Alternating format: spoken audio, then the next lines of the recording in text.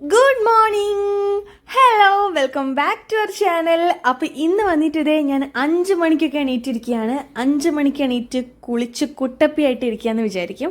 പക്ഷെ കുളിച്ചിട്ടില്ല ഗൈസ്, ഞാൻ ഇന്നലെ കുളിച്ചതാണ്. ഇന്ന് ഭയങ്കര തണുപ്പായത് കാരണം കുളിക്കേണ്ട. അത് മാത്രമല്ല, നമ്മളിപ്പോൾ പോകുന്നതും ഭയങ്കര തണുപ്പുള്ള സ്ഥലത്തേക്കാണ് കേട്ടോ. അപ്പോൾ ഇതാണ് എൻ്റെ ഔട്ട്ഫിറ്റ് ഓഫ് ദ ഡേ.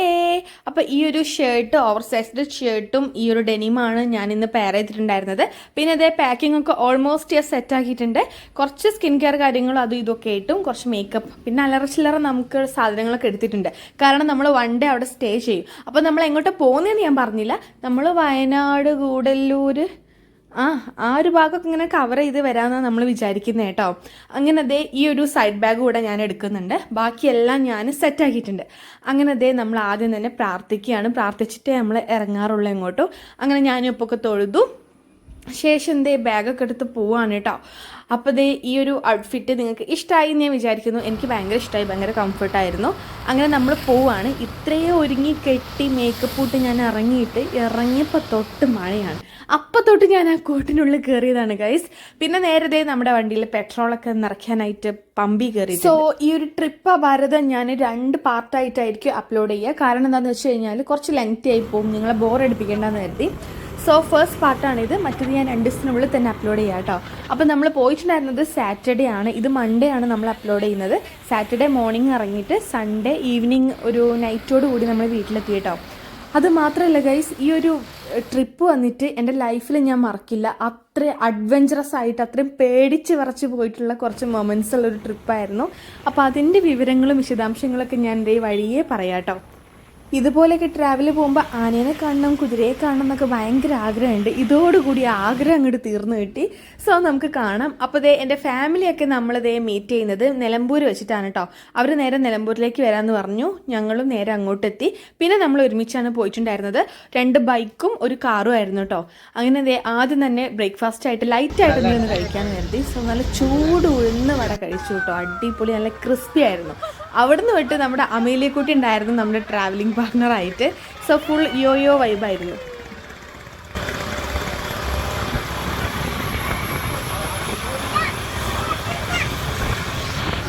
എൻ്റെ ഹെൽമെറ്റ് ആണെങ്കിൽ പറഞ്ഞാൽ കേൾക്കാത്തൊരു ഹെൽമെറ്റ് ആയിരുന്നു. ഒരുമാതിരി എൻ്റെ നെറ്റിയിലോ മൂക്കിലോ വന്നാണ്ടായിരുന്നു അത് നിൽക്കുന്നുണ്ടായിരുന്നത്. ആ അവസ്ഥയായിരുന്നു.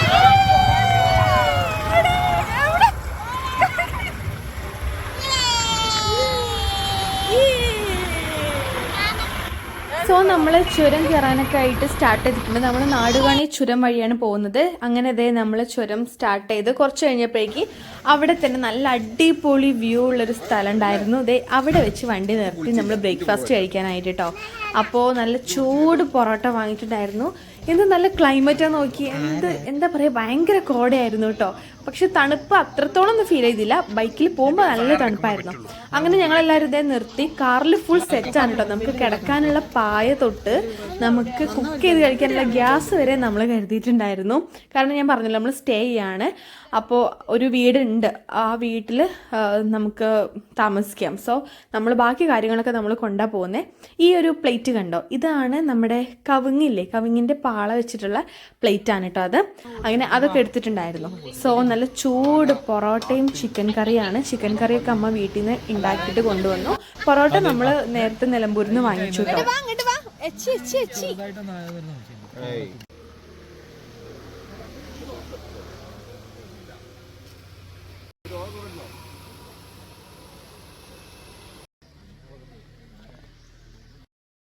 എനിക്കെൻ്റെ ഒതൻറ്റിക് പാള പ്ലേറ്റാണ് കിട്ടിയിട്ടുണ്ടായിരുന്നത്. അങ്ങനെ അതിലാണ് ഞാൻ കഴിക്കുന്നത് കേട്ടോ. ഈ ഒരു പ്ലേറ്റ് ഞാൻ മുന്നേ കഴിച്ചിട്ടുണ്ടായിരുന്നതും കണ്ടിട്ടുള്ളതും ഒരേ ഒരു സ്ഥലത്തു നിന്നായിരുന്നു. അത് നമ്മുടെ തിരുമാന്താംകുന്ന് പൂരത്തിനായിരുന്നു കേട്ടോ. അന്ന് ഇങ്ങനത്തെ ഒരു പ്ലേറ്റിലായിരുന്നു. എന്നിട്ട് ആ പ്ലേറ്റ് ഞാൻ കഴുകിയിട്ട് വീട്ടിലേക്ക് കൊണ്ടുവന്നിട്ടുണ്ടായിരുന്നു ഗൈസ്. പൊറോട്ട നല്ല ടേസ്റ്റ് ഒക്കെ ഉണ്ടായിരുന്നു. പക്ഷെ അവരങ്ങോട്ട് നന്നായിട്ട് അടിച്ചിട്ടുണ്ടായിരുന്നില്ല. അതിൻ്റേതായിട്ടുള്ള ഒരു ഇതുണ്ട്. ഒരു ഷീറ്റ് കണക്കിനായിരുന്നു നമ്മുടെ പൊറോട്ട ഉണ്ടായിരുന്നത്.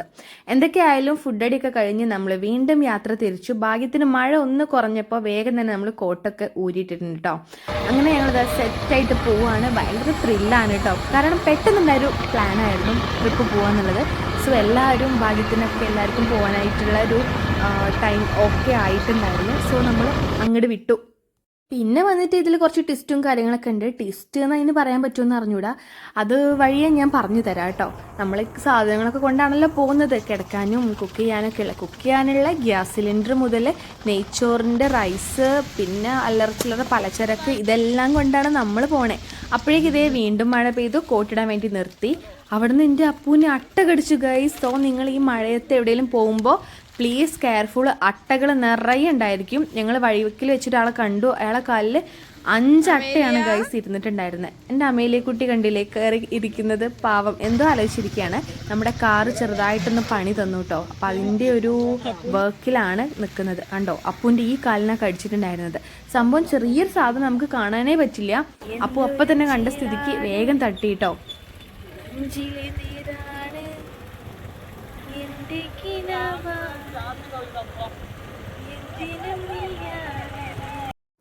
എൻ്റെ ഉള്ളിലുള്ള ഉറങ്ങിക്കിടന്ന ഗായികയെ ഞാൻ അങ്ങോട്ട് ഉണർത്തേണ്ടി വന്നു അമേലിക്കുട്ടി കൂടെ ഉള്ളത് കാരണം.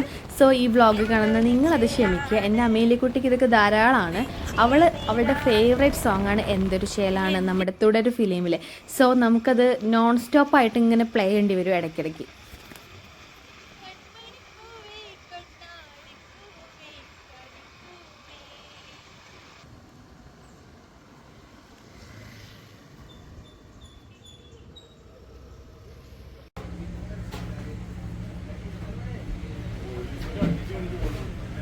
രസമുണ്ടോ?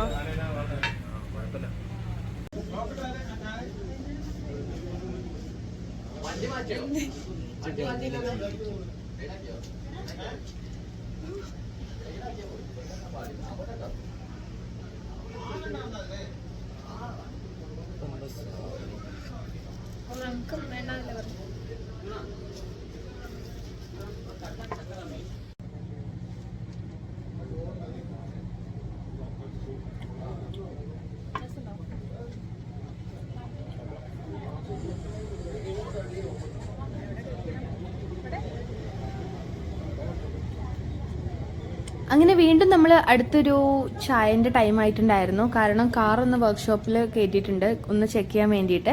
സോ ആ ടൈം നമ്മൾ ചായ കുടിക്കാനായിട്ട് കയറിയിട്ടോ. ഈ ഒരു വഴി പോകുമ്പോൾ ഞങ്ങൾ മിക്ക ടൈമിൽ ഈ ഷോപ്പിലാട്ടോ ചായ കുടിക്കാനായിട്ട് കയറാറ്.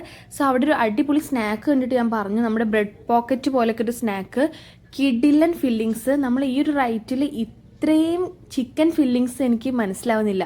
അപ്പോൾ ഞാനിങ്ങനെ ആലോചിച്ചു, പടച്ചോനെ ഇനിയിപ്പോൾ ചിക്കൻ വല്ല ചത്ത കോഴിയെങ്ങാണ്ടാണോ, അതുവരെ ഞാൻ ആലോചിച്ചു. കാരണം ആരെങ്കിലും ഇങ്ങനെയൊക്കെ കുക്ക് ചെയ്ത് തരുമോ? കാരണം എന്താണെന്ന് വെച്ച് കഴിഞ്ഞാൽ നമ്മുടെ നാട്ടിലൊക്കെ 10 രൂപയുടെ സമൂസയിൽ ചിക്കൻ സമൂസ പറഞ്ഞു കഴിഞ്ഞാൽ അതിൽ ചിക്കൻ എവിടെയെന്ന് മൈക്രോസ്കോപ്പ് എടുത്ത് നോക്കേണ്ട അവസ്ഥയാണ്. അങ്ങനെ കാർ വർക്ക്ഷോപ്പ് തന്നെയാണ്. കുറേ ടൈം അങ്ങനെ പോകുന്നുണ്ട് കേട്ടോ. ആ ടൈം നമ്മൾ കുറച്ച് ഫോട്ടോസൊക്കെ എടുത്ത് ഇവിടെ പോസ്റ്റായിട്ടൊക്കെ നിൽക്കുമായിരുന്നു. അപ്പോൾ ഇത് എവിടെയെന്നല്ലേ, നമ്മളിതേ എന്തായിരുന്നു മുതുമലൈ ടൈഗർ ഫോറസ്റ്റിലോട്ട് കിടക്കാനായിട്ട് പോവുകയാണ്. ആ ഒരു എൻട്രിയിലാണ് കേട്ടോ. അടിപൊളി ഒരു പൊളിഞ്ഞ വീടാണ്, പക്ഷെ നല്ലൊരു ആംബിയൻസ് ഉണ്ടായിരുന്നു. അപ്പോൾ നമ്മൾ ഇങ്ങോട്ട് പോകാനായിട്ട് അവരെ കൂടെ വെയിറ്റ് ചെയ്യാണ്. അവർ വന്നതിന് ശേഷം പോവാമെന്ന് കരുതി കേട്ടോ. അപ്പോൾ ഇതേ വീണ്ടും നമ്മൾ നമ്മുടെ യാത്ര ആരംഭിച്ചിരിക്കുകയാണ്. അപ്പോൾ ഞാനും ഏട്ടനൊക്കെയാണ് കേട്ടോ ബൈക്ക് എടുത്തിട്ടുള്ള. അനിയത്തി, ഹസ്ബൻഡ്, അച്ഛനും അമ്മയും അമേലിയ ഇടയ്ക്ക് കാറിലുണ്ടായിരിക്കും. അവരൊക്കെ കാറിലാണ്. അങ്ങനെ നമ്മളിതേ ഫോറസ്റ്റിലോട്ട് കടന്നിട്ടുണ്ട് ഗായ്സ്. അപ്പോൾ ഇനി കടുവയെ കാണും ആനയെ കാണുമൊക്കെ നോക്കാം. അതേ ആനയുടെ ബോർഡൊക്കെ വെച്ചിട്ടുണ്ട്. പിന്നെ നമ്മളിതേ കാട്ടിലോട്ട് നോക്കി നിൽക്കുമായിരുന്നു കേട്ടോ.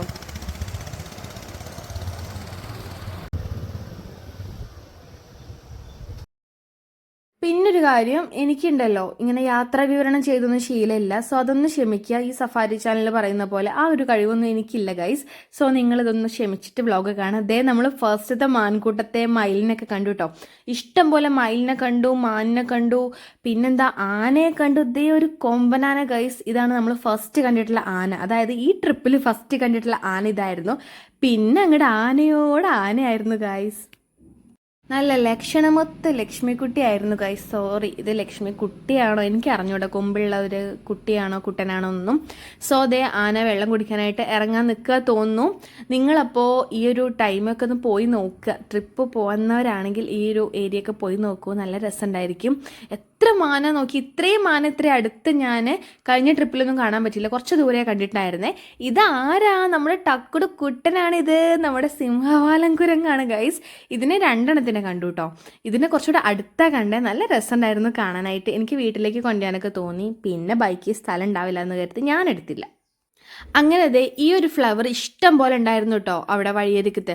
അപ്പോൾ എല്ലാവരും പറഞ്ഞു ഇത് ജിപ്സം ഫ്ലവറാണ്, എനിക്ക് കേക്കിൽ വെക്കുന്ന ടൈപ്പാണെന്ന്. അതും കരുതി ഞാനൊന്ന് പൊട്ടിച്ച് നോക്കിയത്. ഏതോ കാട്ടുപൂവാണ് ഗൈസ്, പക്ഷെ കാണാൻ നല്ല എസ്തെറ്റിക് ആയിട്ടുണ്ടായിരുന്നു. സോ ഞാൻ ആ കമ്പും പിടിച്ച് കുറേ നേരം പോയിട്ടുണ്ടായിരുന്നു. സംഭവം കറക്റ്റ് ജിപ്സം ഫ്ലവർ അതുപോലെ തന്നെ ആയിരുന്നു കേട്ടോ.